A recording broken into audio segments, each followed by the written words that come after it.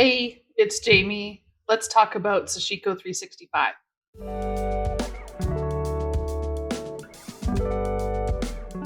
Sashiko 365 is a book by Susan Briscoe, and inside there are 365 blocks that are all Sashiko blocks. At the end, you can make a quilt out of it. That's what I plan to do. And this video is going to be sort of an introduction. I don't really want to do this as a sew along, but it could be a sew along if you want to join in. You'll need the book, and I'm going to walk you through how I'm doing all these different blocks. I'm also going to show you what fabric and thread I have chosen. So let me show you. I'm excited. So I am stitching my Sashiko 365 on denim. Now, a lot of people will stitch it on Sashiko linen or just cotton in general, but at the store, we have done a bunch of charity quilts with denim squares and we had some left over. So these are cut at 6.5 inches, and the designs, the finished block is going to finish at 4.5. So it might be a little tricky to see. I have one ready to go here that you'll see in a video soon. So the 4.5 is going to be, a little smaller. I just have my grid ready for stitching. And the thread I have chosen. Now, you all know I like thread. So I have gone with Olympus Sashiko thread in a bunch of different colors. So this book, I'll bring it a little closer on the cover. You can see that they have used a bunch of, like a rainbow of colors for their quilt. And the sashing that's in the quilt corresponds with those colors. So I have gone a similar route, only mine are more pastel than vivid. Let me show you down below. Alrighty, so in this flat lay is what I've been using to stitch. So I have gotten started already. You'll see these blocks in other videos in this series, of course, but this is what I have been using to stitch so far. So I have my thread. These are all Olympus brands. I have a rainbow going on. So these colors, the orange, yellow, green, blue, and purple, are from the Awai Iro line. I talked about it before in my thread video. They are 40 meters. This red color, or pink, is number 14 in the 20 meter skein. They didn't have a pink or a red in the pastel line, so I went with this one and I think it fits quite nicely. Then I have a big skein of white, 101 white, and this one is a variegated. It's color 302. And I felt that it brings all the colors that I have in the solids into the variegated, and you'll see why I use this one in future videos as well.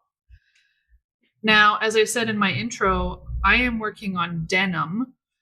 I don't find it difficult to sew with, to be very honest. If you have a good needle and some other tools to help you with it, I don't find that it's too thick or too difficult to mark on or anything like that. I also really like the color variation that I have with the different denim squares. These are cut from scraps or leftover jeans that have been donated to us. So that's what I have here. As I said, these are cut to 6.5, I believe, or sorry, they're just 6. But the finished blocks for this project are 4.5. So they are going to be right here on my ruler. And I cut them, well, I didn't cut these. My coworkers cut these for the quilts that we have that we've made from scrap denim that we donate to charity. And it was recommended to work with them larger because denim can be prone to fraying when you work with it. Again, I haven't really had this issue as I'm stitching with it. And also, if my gridding is a little off center, I can always center these and cut them down. But then it also gives me the opportunity to have a larger seam when I'm sewing them together. Now, another thing that I've been using is a stencil. So Sue does go through how to grid your fabric. There is also a grid that you can photocopy in the book to help you mark your fabric. I figured getting a stencil would just make my life easier. So I found this online, and this is the 1/4 inch grid. So each of these lines is a 1/4 inch, and I have found it quite helpful for the blocks that I have been working on so far. And I just have this neon yellow tape to denote how big the block is going to be. And then I have the middle line marked with an M. And then for certain grids, I only needed 12 or 13 lines. So that's all that is. That's just reference for me. And this book does talk in metric or imperial, but I find it helpful to just have my little clear ruler. I've shown this before. It's really helpful when I just need something quick or something to measure.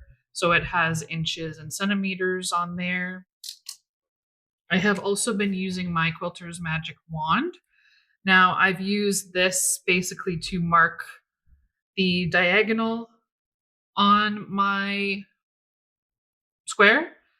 And then, so I do both sides, and then I can line up this thing with that. It's just longer than my little clear ruler. And for marking, I tried, and I still do really like this pen. I tried the wax-based pen from Clover, and I do quite like it. It works well on the darker wash jeans. But the thing that I find with the gridding is the lines take a little longer to show. So when I wasn't using this template and I started gridding, it takes a little longer to show. So I wasn't sure where my line, like my last line was when I was trying to grid. So I switched to my Sewline 3-in-1, and that seems to be working nicely. It's also great for working with the fabric that I've chosen because I have the 3 colors in here. So I have black, white, and pink. And depending on the wash of the denim that I'm working with, my grids will show up no matter which one I use on there. I have also tried this, and I don't remember the brand name of it, but it's a sewing pen that has 6 different colors in here. And similar to the Sewline, you basically rotate the top and you can see the color change in here. And to get the lead to come out, you just push and then you have the lead. So this has worked okay, but it's not the best. So I think if there's any color that doesn't really show with this pen, I will be using this one to mark my grid out. And then I have my Snips, of course. I came across this little thing in a donation that we were given. It is a teeny weeny, teeny crochet hook. And I found it quite nice to bring my threads underneath when I'm done a strand of thread. So I've been using that. This is 10 Hero 10, made in England.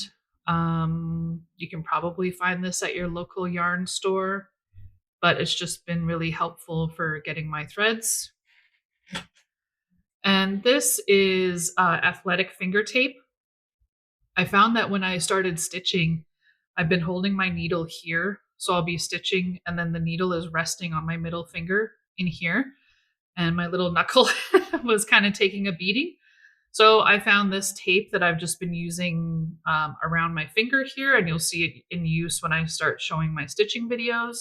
But I found that as a nice little, I don't know, protector to have on my finger just to protect it from getting a little beaten up there. And then this is a flexible thimble. This is from Clover. This is the smallest size, and I wear it on my thumb. So this helps me grip the needle when I'm coming through. This comes in a set of 2, and there's this green or like aqua one, and then there's a purple one. And sometimes I will wear the purple on my index finger.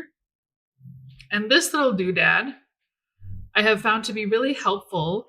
I got it at a medical supply store, and I think they just call it an O-ring. Basically, some people notice my thumb. And I'm not self-conscious about it, but it's also something that I was like, hey, you know what? Maybe I should start taking a little bit more care and be more aware. So what this does is it basically prevents your joints from bending. So if I wore it the other way, it would prevent my thumb from going that way.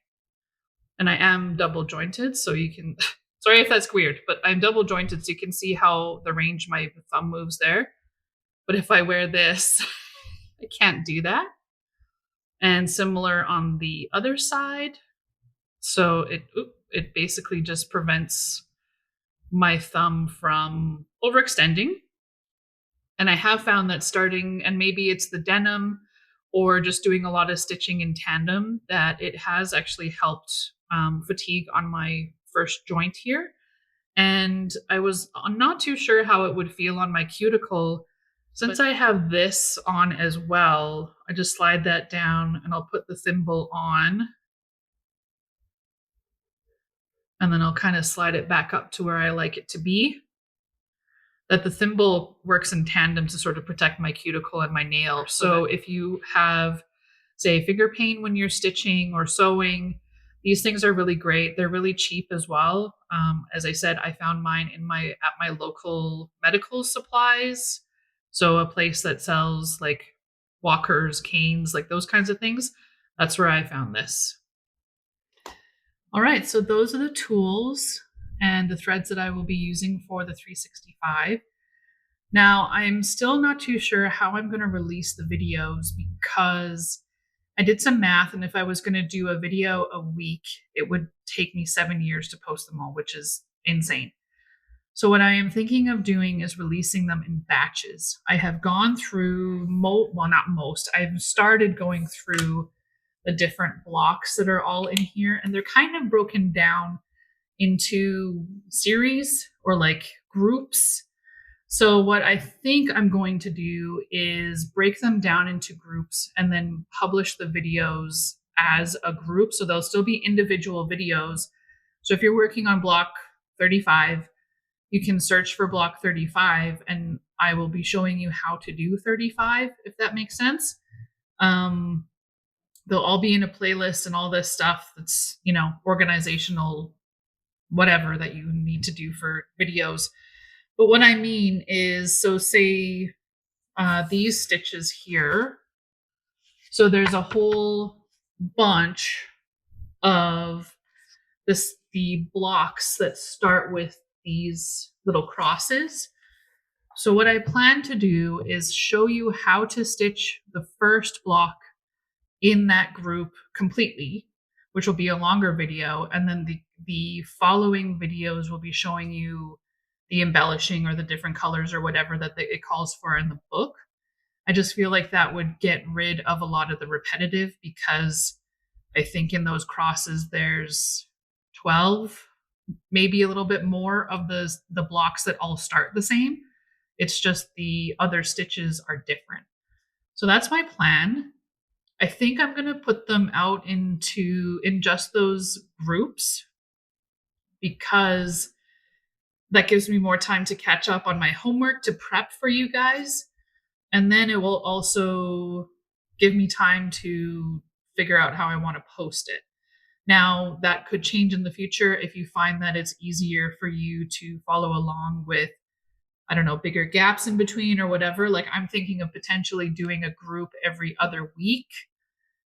Again, I'm not too sure. There's 365 of these things. So I don't want to do a block a day because I personally find that overwhelming.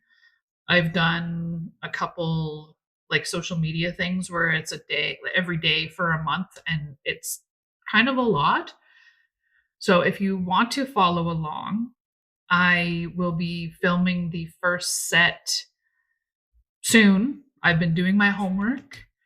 And the book tells you everything that you need. I just shared what I'm using for stitching, so you kind of know what I'm using when you see them in the video. They'll always be linked in the description as well. I'm trying to be really on top of that. And yeah, I think that's kind of it for the intro to 365. Again, this is the book that I am going by, Sashiko 365, Susan Briscoe. So this is the front, and then there's the back. And you can find it most places. And I think it'll be a fun journey. So if you want to join, grab the book, see what you need, and let's get to it.